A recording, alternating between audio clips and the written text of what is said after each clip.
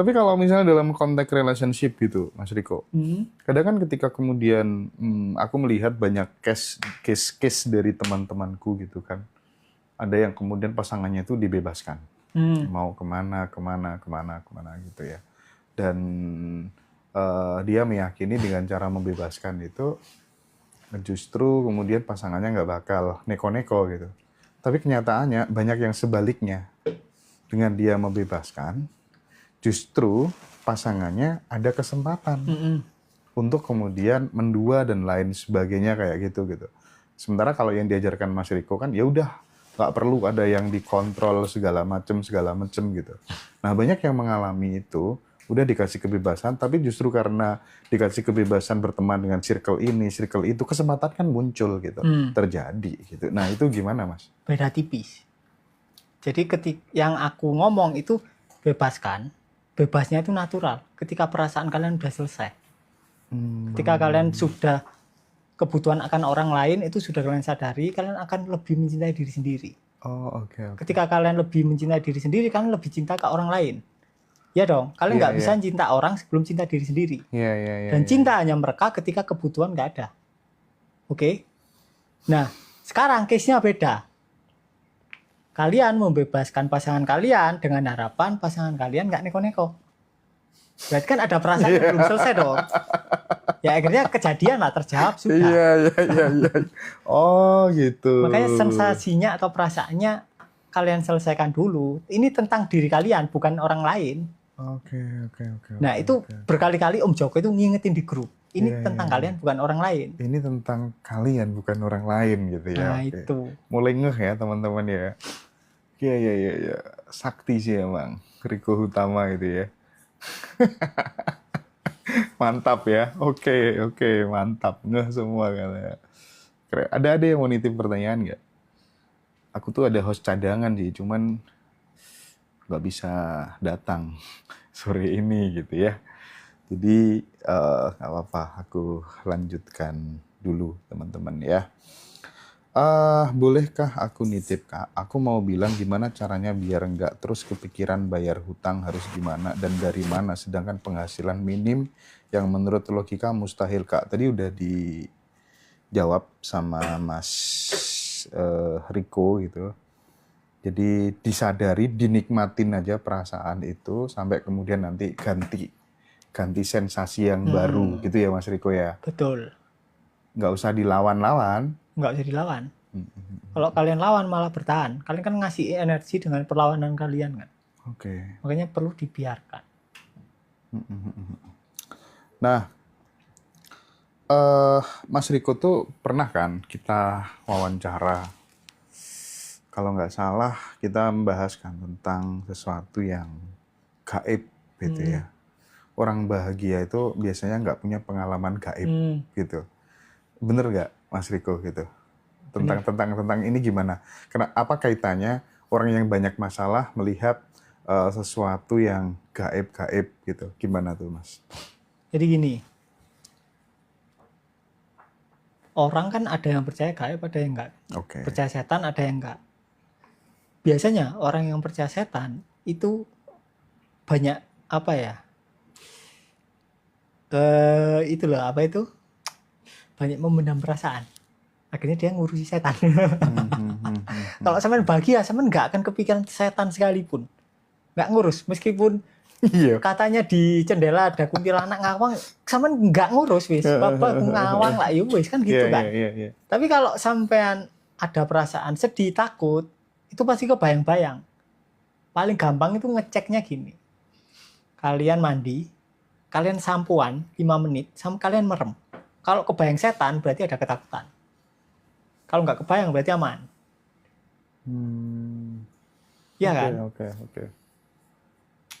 Gaib. Jadi orang bahagia itu potensi untuk kemudian melihat hal-hal yang kayak gitu tuh sangat-sangat minimalis gitu ya. Sangat rata-rata yang kemudian pendamannya masih banyak, masih susah hidupnya, itu diekspresikan ke sana gitu kan. Iya sih Mas, rata-rata banyak yang seperti itu. Oke, nah sekarang Mas, ini Aku kemarin kan ngobrol sama siapa? Bu Puji. Bu Puji itu salah satu subscriber-nya Ngaji Roso yang setia dari awal gitu ya. Jadi dia itu dulu punya hutang tuh sampai 680 jutaan gitu Mas. Dan dia nggak pernah ikut kelas. Sebenarnya ikut kelas itu ya perlu ya enggak gitu. Buktinya kayak Bu Puji itu cuma nonton aja, terus kemudian nerapin dalam kehidupan sehari-hari, ya bisa seperti itu gitu. Datang jauh-jauh dari Merauke ke Bali, hanya untuk nemuin Ngaji Roso. Ngucapin terima kasih aja. Semua bukunya Ngaji Roso itu dibeli, dibayar 10 juta gitu. Sisanya kasihkan ini beberapa tim gitu. Wah, teman-teman seneng kemarin ya. Nah, salah satu obrolanku yang menarik dengan beliau itu, kan banyak coach dalam pengembangan diri, trainer-trainer motivasi itu mengatakan kalau kamu anak minta sesuatu ke kamu nggak kamu turutin, itu sama dengan kamu memberikan sinyal pesan kepada pikiran si anak bahwa cari uang tuh susah dan lain sebagainya, dan itu membentuk mindset miskin gitu katanya gitu. Sementara banyak orang yang ketika kemudian menikah terus kemudian nggak berhasil dalam urusan rumah tangga, itu gara-gara terlalu dimanja sama orang tuanya waktu kecil, pengen ini pengen itu diturutin.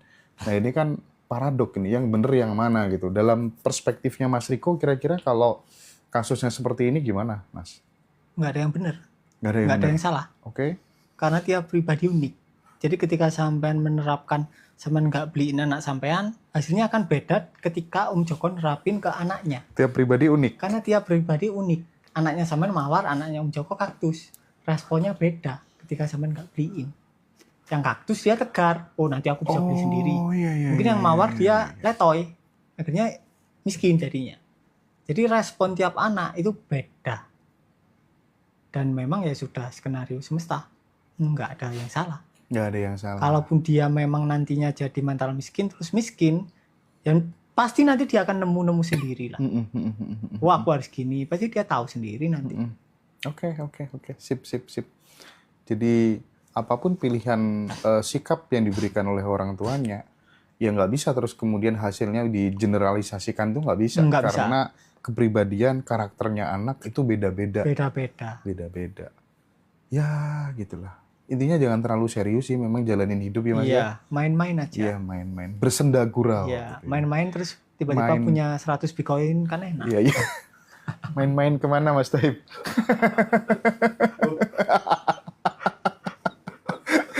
Oke. Punya 100 Bitcoin. Mas, dalam kan tadi Mas Riko ngomong bahwa kesadaran itu ya sebenarnya fitrah kita sendiri, gak usah dicari, gak usah dipelajari. Aneh kalau kemudian kita tuh belajar kesadaran. Karena secara prinsip ya kesadaran itu adalah ya kita gitu ya Mas Riko ya.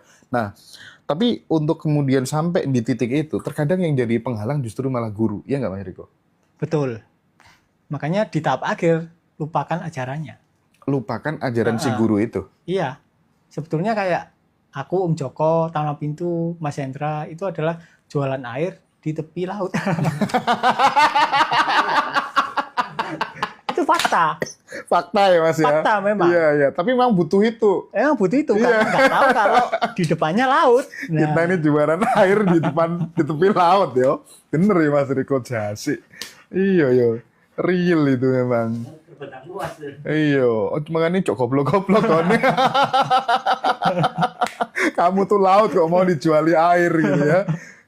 Makanya kalau dipromoin sama Mbak Ami tuh ya jangan mau gitu ya. Asik. Oke. Apa Mas ciri-ciri yang teman-teman ada ketawa semua Mas? Apa Mas ciri-ciri yang paling bisa dilihat bahwa seseorang itu udah konsisten di stay di kesadaran? Nggak ada cirinya. Nggak ada cirinya. Karena ketika aku ngasih tahu, oh cirinya gini, orang-orang akan meniru cirinya. Nggak berusaha untuk kemudian mengalaminya sendiri gitu. Contoh, oh orang tercerahkan itu adalah orang yang berbuat baik, gemar menabung, nggak selingkuh. Kalau niru karakternya gampang. Tapi itu kan karakter adalah hasil pembungaan dari bunga yang sempurna kan, atau pencerahan kan. Nah, yang perlu kalian pelajari adalah bagaimana proses dari benih itu, caranya gimana bisa tumbuh. Nah, kalau kalian berusaha mengikuti karakter-karakter orang yang tercerahkan, kalian akan kecelik. Karena karakternya beda-beda. Contoh Mahafira, dia tercerahkan, dia telanjang dan suka puasa. Kalian akan ngikutin. Itu dia tuh. Nggak mungkin kan kalian sekarang telanjang, nggak mungkin. Ya kan? Contoh lagi Ramana, dia tercerahkan, dia akhirnya di Arunacala, berdiam diri. Mungkin ada beberapa orang yang tercerahkan ekspresinya seperti itu, tapi tidak semuanya. Jadi ekspresinya pasti beda-beda. Mas, jujur ya. Ini kita belak-belakan aja Mas Riko. Jadi ketika kemudian ada guru spiritual, sorry to say ya, enggak, solusinya tetap meditasi. Enggak, aku enggak menemukan jalan lain kecuali meditasi. Itu satu. Dia kuat banget berpendirian di situ gitu ya.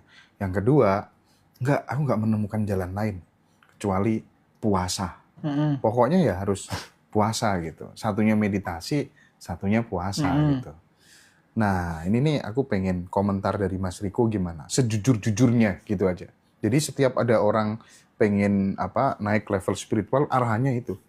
Gimana Mas Riko? Meditasi itu bagus. Jadi itu tahap awal. Meditasi itu tahap awal.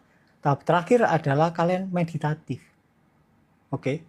Karena di meditasi masih ada si pemeditasi. Masih ada pribadi yang melakukan meditasi. Nah, di meditatif kalian menyadari pribadi yang melakukan. Maka akhirnya meditatif. Hanya ada meditasi tapi tidak ada yang bermeditasi. Nggak ada klaim. Biasanya orang terjebaknya di situ. Akhirnya saklek. Sama kayak puasa. Puasa itu bagus. Kenapa? Karena dengan kalian puasa, kalian menipiskan sensasi tubuh kalian. Tapi kalau kalian terlalu saklek, jatuhnya bukan puasa, tapi menyiksa tubuh.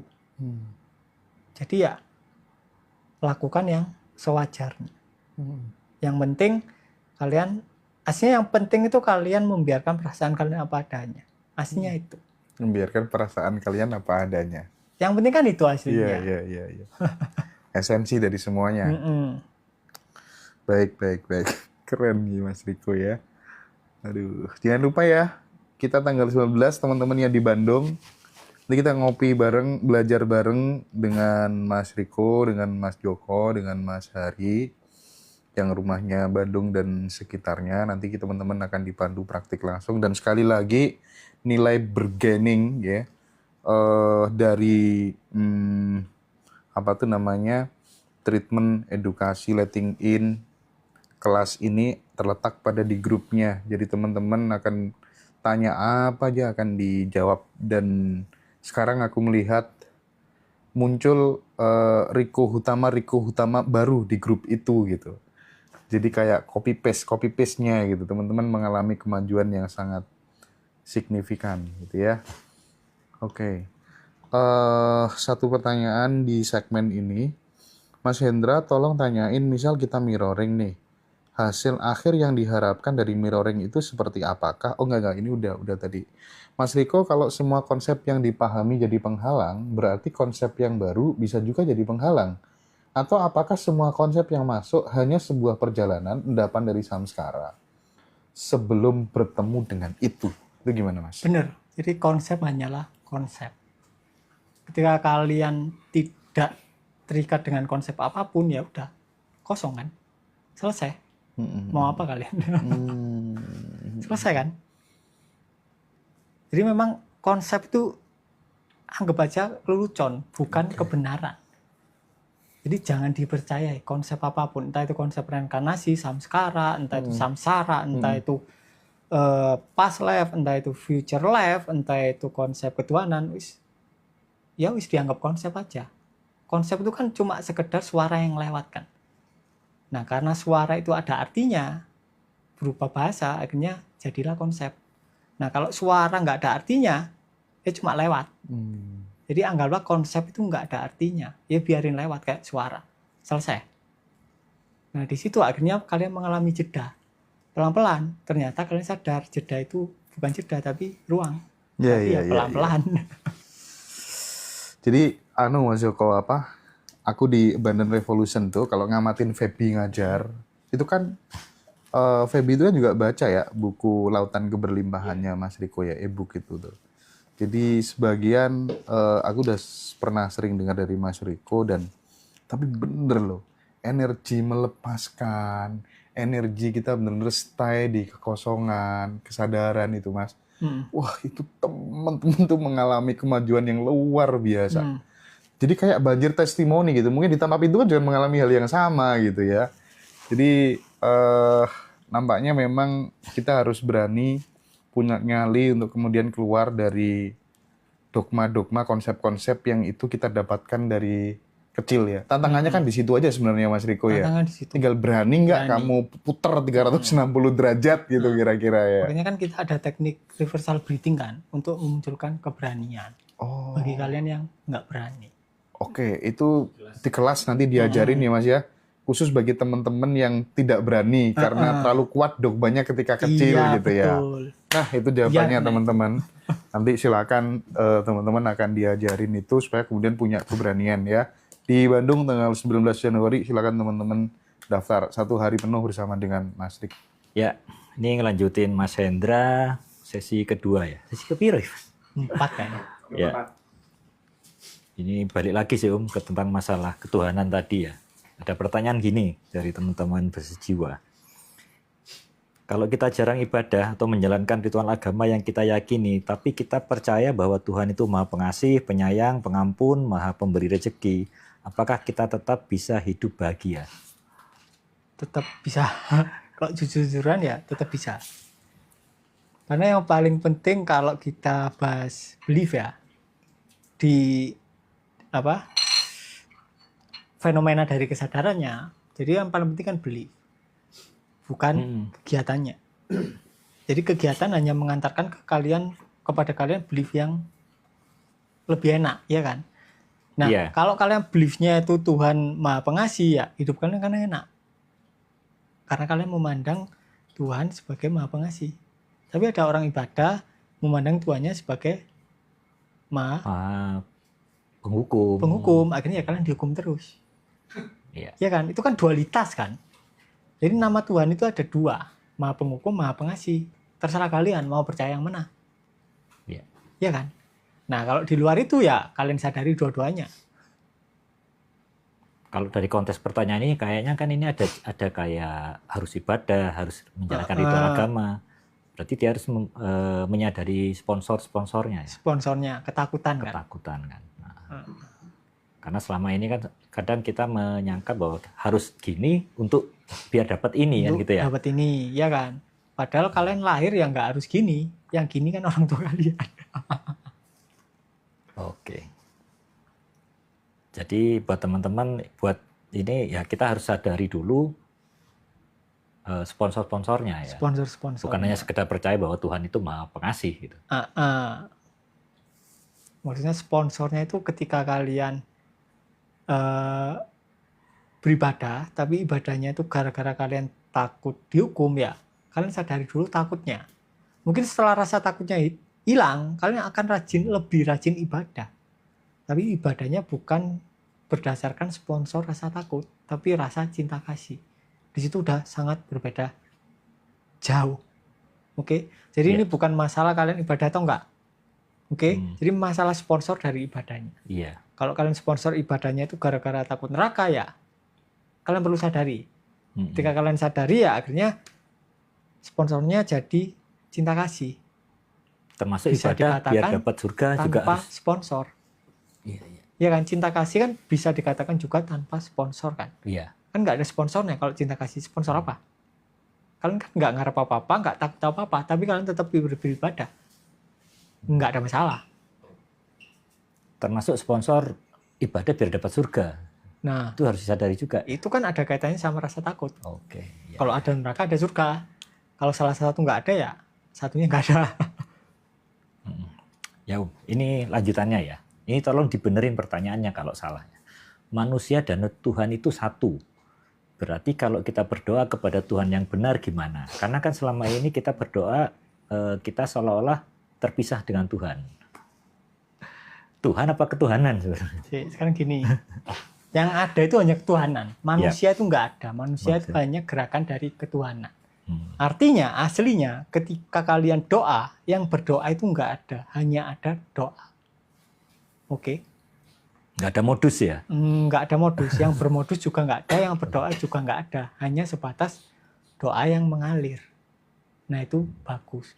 Nah, itu yang dikatakan ketika ketuhanan menyembah dirinya sendiri. Karena yang berdoa adalah ya itu sendiri. Ketuhanan yang menyembah dirinya sendiri.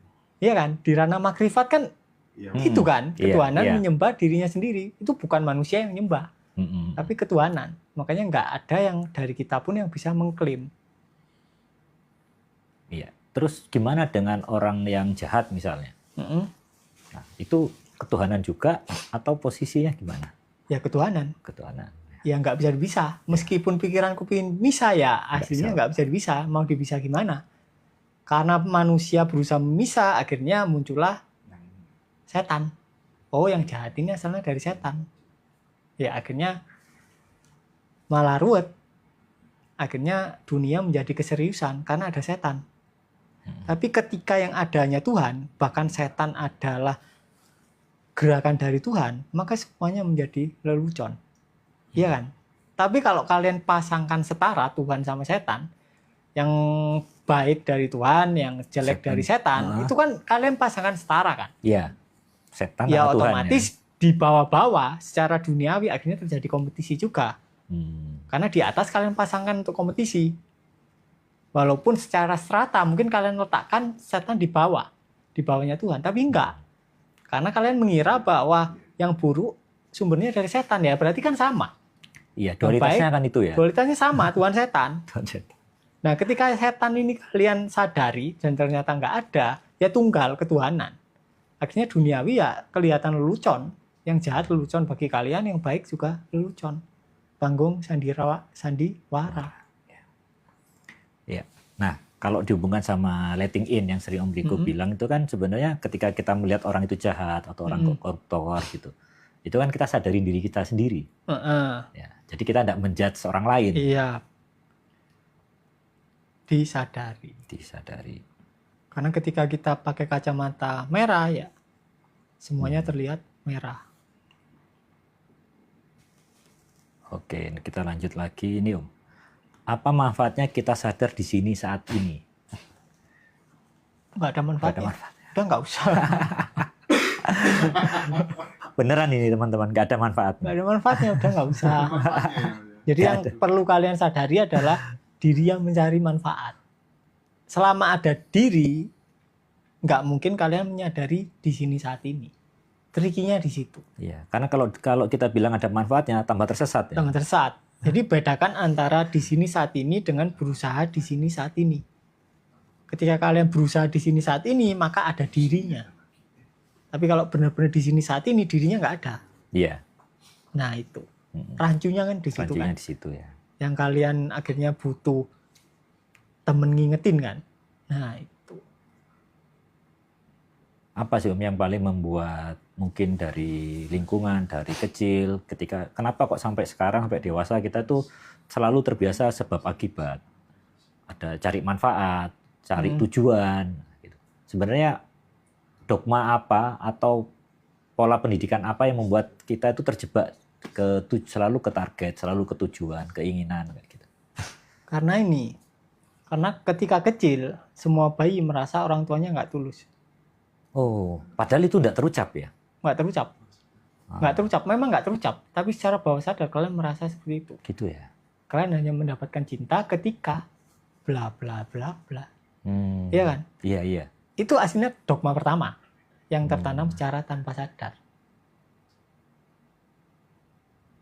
Dan itu kebawa. Pasti ke bawah. Itu pola yang hampir semua orang kejadian. Iya. Akhirnya ketika dewasa ya akhirnya sebab akibat. Oh biar aku gini aku harus gini. Aku harus biar dicintai orang aku harus gini. Biar akhirnya bahagia aku harus dapat ini. Harus ini. Nah itu. Aslinya dari situ. Oke. Nah, di seminar Letting In, ini salah satu pembahasan yang paling seru kan. Kita bahasnya bisa berbulan-bulan ini. Karena terkaitan sama orang tua ini dalam ya, nggak semua orang berani itu awalnya. Kan, tekniknya konyol kan hasilnya. Ya, tekniknya konyol. Tapi yang lebih penting diskusinya ya.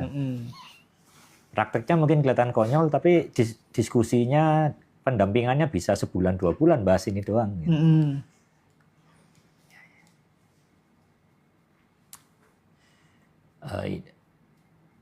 Bentar, Om. Tak pilih lagi pertanyaan yang lain.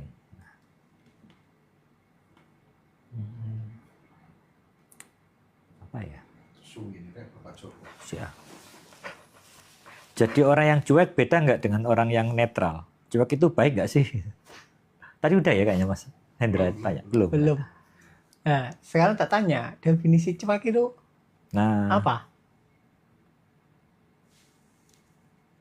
Cuek itu biasanya ada rasa nggak nyaman yang dihindarin. Yang nggak ya dia ingin lari, dicuekin kan gitu kan. Dia cuek ke orang gitu kan. Ya cuek misalnya ada rasa nggak nyaman. Hasilnya itu kan yang tahu kalian sendiri ya. Kalian tanya ke aku ya aku nggak tahu.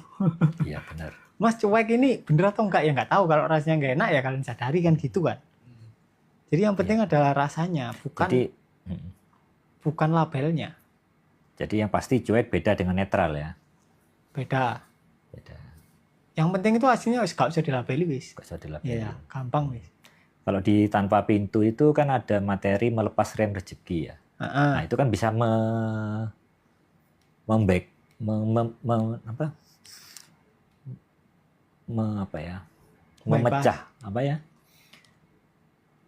membuat kita tahu sebenarnya apa sih rasa-rasa itu, sponsornya apa gitu ya. Rasa-rasanya itu apa aja. Nah, di breakdown. Rasa-rasanya ya. Itu penting banget loh teman-teman. Penting itu. Cuman kadang butuh keberanian memang. Karena biasanya ada sensasi yang ke arah kanan, sensasi lain ke arah kiri, akhirnya tarik-tarian. Tarik-tarian. Jadi terus terakhir ini ya. Kita udah berapa menit ini? Kenapa mayoritas manusia lupa bahwa diri sejatinya sudah berkelimpahan? Ya, karena waktu kecil ada beberapa kejadian fenomena yang membuat dia yakin kalau dia kekurangan. Kalau dari kecil dia nggak ada kejadian yang membuat kepalanya berkonklusi kalau aku kurang sesuatu, ya sampai sekarang dia kaya. Makanya yang kaya semakin kaya, yang miskin semakin miskin. Betul itu. Kaya makin kaya. Kalau orang miskin berusaha kaya, berarti dia sedang mengabadikan dirinya yang miskin. Melegitimasi bahwa dirinya miskin. Ya kan? Ya. Semakin dia berusaha kaya, semakin dia miskin. Karena dia sedang membenarkan bahwa dia miskin. Ya. Makanya backfire kan di situ kan. Backfire. Yang kaya makin kaya, yang miskin makin miskin. Nah itu. Termasuk yang naik turun ya. Mungkin sekarang dapat rezeki banyak, omset naik 100%. Beberapa bulan kemudian turun lagi gitu. Itu. Sama aja. Itu salah satu efeknya ya. Salah satu efeknya. Efek rasa kekurangan. Rasa kekurangan. Karena ini tak lihat agak tricky ya. Jadi banyak teman-teman tuh kadang kita bersyukur nanti biar hidup kita bahagia. Itu kan termasuk ada sebuah tujuan ya. Kalau orangnya dari awal udah kaya, dia bersyukur tambah kaya. Tapi kalau miskin, bersyukur tambah miskin. Kenapa? Karena bersyukur kalian adalah hasil reaksi dari perasaan kalian yang merasa miskin. Berarti kalian sedang membenarkan kalau kalian miskin. Akhirnya ya kalian miskin beneran, tambah miskin. Tambah miskin. Iya. Bersyukur oleh. Lah iya, sing miskin terus gimana, Ya, bersyukur disadari sensasinya, dibiarkan sensasinya apa adanya. Ketika dibiarkan, lama-lama ganti. Tiba-tiba secara natural muncul syukur yang tidak diupayakan, baru benar. Itu gampang hasilnya. Ya. Iya. Afirmasi visualisasi bukan tidak membantu ya. Kalau orang kaya afirmasi makin kaya. Kalau orang miskin ya makin miskin meskipun afirmasinya kaya. Nah, ini yang merasa miskin pasti tambah kayak dijelep-jelep no ya. Ya ini waktu yang nyadari ya, Om ya. Waktu yang cepat, waktu yang tepat ini. Itu yang tepat.